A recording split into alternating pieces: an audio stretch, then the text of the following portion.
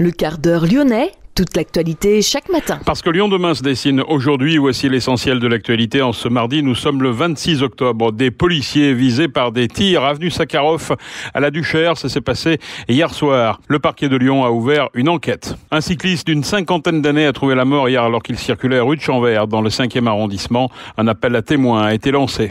Le Covid-19 à Lyon, un regain de contamination. Après plusieurs semaines de baisse, les indicateurs repartent à la hausse. Depuis l'arrivée de la pandémie de Covid-19, de nombreux chercheurs en génétique et immunologie se sont lancés dans la course à une super souris afin de tester efficacement traitements et vaccins. C'est une société lyonnaise qui a, semble-t-il, conçu la première souris de laboratoire transgénique permettant de reproduire le plus fidèlement possible les symptômes les plus graves chez l'homme du Covid.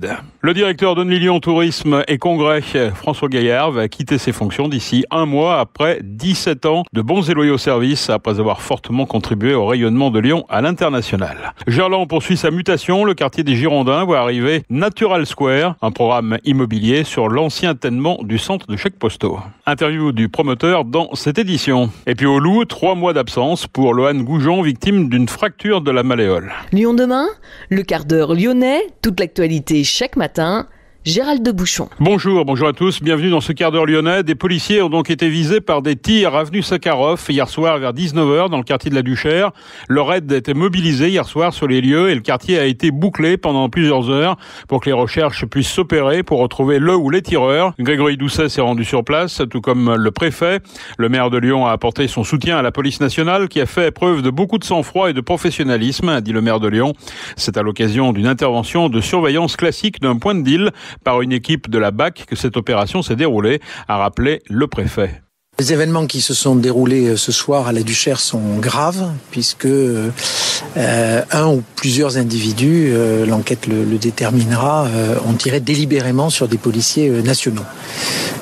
Fort heureusement, aucun n'est blessé, mais c'est un acte extrêmement grave. On est dans un lieu de deal très fort et incontestablement, c'est en lien avec des actions qui ont eu lieu ces derniers jours. Et les actions que nous menons pour pilonner les lieux de deal, comme le souhaite le ministre de l'Intérieur et le gouvernement, produisent des effets et incontestablement il y a des réactions et des réactions graves. Le préfet Pascal Mayos, le parquet de Lyon a ouvert une enquête confiée à la police judiciaire.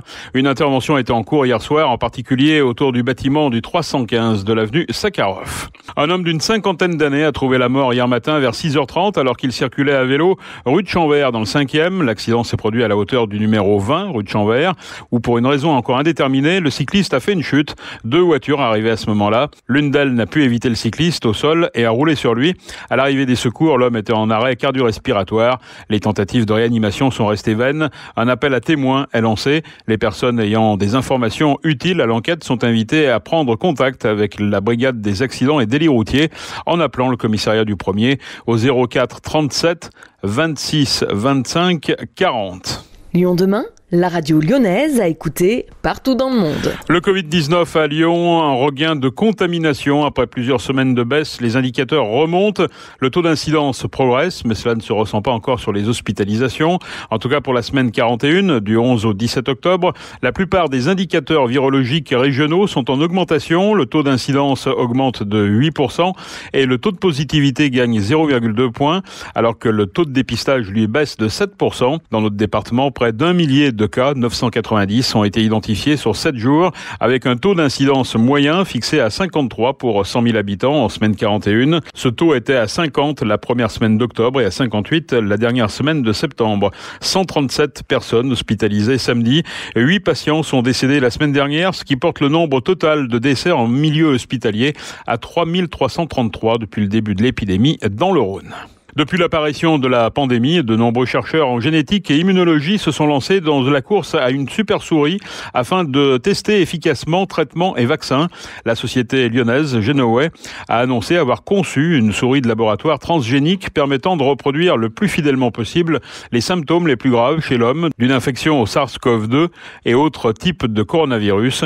L'innovation de la société lyonnaise, fondée il y a 20 ans, a consisté à modifier génétiquement un des modèles de rongeurs de son catalogue Bulldog, un modèle doté d'un système immunitaire humain complet et fonctionnel afin qu'il soit permissif au coronavirus, donc le SARS-CoV-2. Objectif qu'il réagisse de la même façon que réagirait un patient à une infection, un vaccin ou un traitement, assure la biotech cotée en bourse, jusqu'au fameux orage cytokinique, autrement dit le phénomène inflammatoire massif observé dans les formes les plus graves de Covid-19. Lyon demain, un site internet, du son, de l'image, un média complet pour les Lyonnais qui font avancer la ville. En poste depuis 17 ans, le directeur d'Only Lyon Tourisme et Congrès, François Gaillard, va quitter ses fonctions d'ici un mois après avoir fortement contribué au rayonnement de Lyon à l'international. Et il sera remplacé par son adjointe Virginie Carton le 1er décembre. François Gaillard avait participé à la création de la marque Only Lyon, puis à son développement. Il évoque une véritable épopée de 17 ans pour faire rayonner Lyon. Encore dernièrement, Lyon vient tout juste d'être couronné deuxième meilleure destination urbaine d'Europe. Lyon va lancer le mois prochain le schéma de développement du tourisme durable, document directeur qui va orienter le tourisme à Lyon à une échelle globale pour les 10 prochaines années. Et c'est une première. Gerland poursuit sa mutation. Le quartier des Girondins verra bientôt l'arrivée d'OM Lyon. En attendant, c'est Natural Square qui vient d'être inauguré en lieu et place de l'ancien centre de chèques postaux détruit en 2015. Un programme immobilier de 5 bâtiments qui fait une large place à l'environnement et au vivre ensemble, comme nous l'explique Pierre Bressolette, le président d'Arcadère. Donc la particularité, c'est un gros ensemble immobilier, donc 275 logements, qui embarque une mixité assez forte dans les usages. Donc on a ce qu'on appelle l'accession sociale, donc des propriétaires occupants. On a des bailleurs sociaux, donc locatif social. On a aussi du logement intermédiaire, donc c'est la strate intermédiaire. Et donc tout ça en fait s'anime au sein de la nouvelle copropriété, donc qui se divise en 5 bâtiments différents. Le programme est à la fois dense, mais également très respectueux de l'environnement. Donc c'était l'idée, le concept îlot jardin, qui a donné le nom justement de Natural Square, et la volonté justement de l'aménageur initial de raisonner en densité sur le pourtour en fait de la parcelle. Donc ça fait des immeubles d'assez grande hauteur, mais pour justement dégager un espace de pleine terre assez généreux, voire très généreux, 40%. Donc ça fait 2700 mètres carrés, donc c'est pas négligeable pour justement avoir un jardin qui sera partagé et donc au bénéfice de l'ensemble des résidents et futurs habitants. On est bien d'accord, ce ne sont pas des pelouses, c'est un jardin partagé. Comment ça va fonctionner ? En fait, ça a été aménagé avec des petits îlots, des bancs, des petites promenades, des arbres bien sûr de pleine terre, et tout ça va être évolutif, bien sûr. Les habitants vont se l'approprier et donc vont le faire évoluer, puis les arbres vont pousser. Mais donc il y a déjà eu une conception, c'est pas juste une pelouse pour jouer au foot, il y a des petites buttes, et on a travaillé avec un paysagiste, à Big Bang, qui nous a aidé dans la conception de cet aménagement. L'objectif, c'est aussi d'associer des services. Aujourd'hui, quand on construit des immeubles, c'est quoi ces services exactement dans ce Natural Square ? Alors, il y a plusieurs sortes de services. On parle de conciergerie numérique. Donc, c'est la société Uba qui s'appelle, l'application s'appelle Uba Access.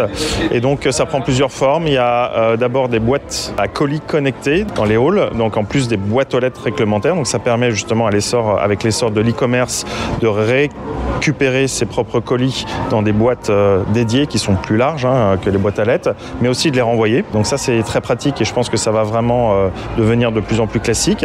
Après, donc, il y a une chambre d'hôte. Donc si vous avez de la famille qui vient ou des amis, vous pouvez réserver au travers de la plateforme la chambre d'hôte pour une nuit, 2 nuits, etc. Il y a un rooftop partagé en haut d'un des bâtiments, donc au 8e étage, avec des super vues et une cuisine aménagée. On appelle ça une cuisine d'été, des bancs, des tables. Donc ça peut être privatisé ou ça peut être justement offert à l'ensemble de la copropriété. Après, on appelle ça le Green Desk. C'est la capacité de pouvoir travailler dans le jardin avec un Wi-Fi qui est offert à la copropriété. Il y a des véhicules en autopartage, des véhicules électriques. Donc c'est pareil, via la plateforme, vous pouvez pré-réserver et faire votre course avec le véhicule. Donc il y a un certain nombre de services. Encore une fois, c'est des idées qu'on a voulu promouvoir et on attend avec impatience de voir comment la copropriété va se l'approprier en espérant que ça répondra à des besoins. C'est un quartier qui est assez peu fourni en termes de stationnement. On va pouvoir y vivre sans voiture dans ce quartier. J'ai discuté avec les élus qui me disaient que si c'était à refaire ce projet, je pense qu'ils mettraient moins de stationnement. En fait, on a 2 niveaux de sous-sol, donc on a plus de 300 places. Donc normalement, il y a suffisamment de place pour tous les résidents. Après, voilà, la question de fond, mais c'est vrai sur tous les projets, c'est est-ce qu'avec la diminution de l'utilisation de la voiture dans la durée, on aura besoin de toutes ces places-là.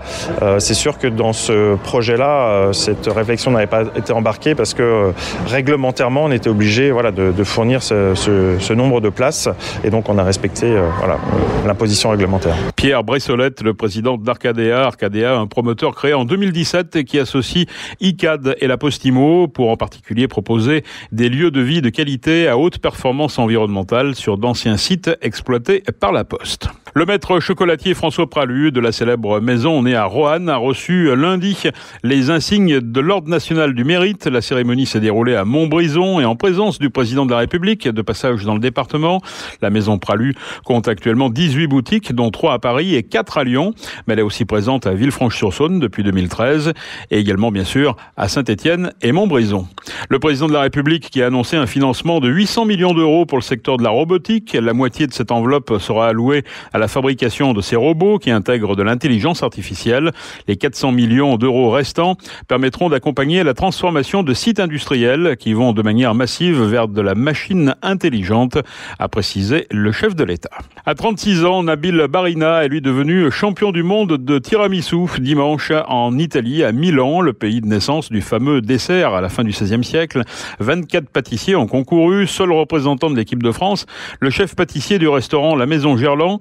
Il a surpris le jury grâce à son succulent tiramisu innovant, un tiramisu aux saveurs indiennes à base de citronnelle, citron caviar, sorbet mangue, meringue noix de coco et un biscuit infusé au café vert. Le jury de ce premier concours international de tiramisu était composé de 5 nationalités. Parmi les critères retenus pour la notation finale, 50% concernaient la dégustation, 30% la méthode et 10% l'esthétisme.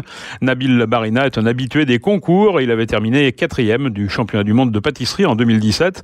Il a aussi fondé l'entreprise Maître Délices qui dispense des conseils et de la formation. Nabil Bařina souhaite ouvrir prochainement un espace dédié à des desserts éphémères à Lyon. Un mot de sport, le Loup, 3 mois d'absence pour Lohan Goujon, victime d'une fracture de la malléole.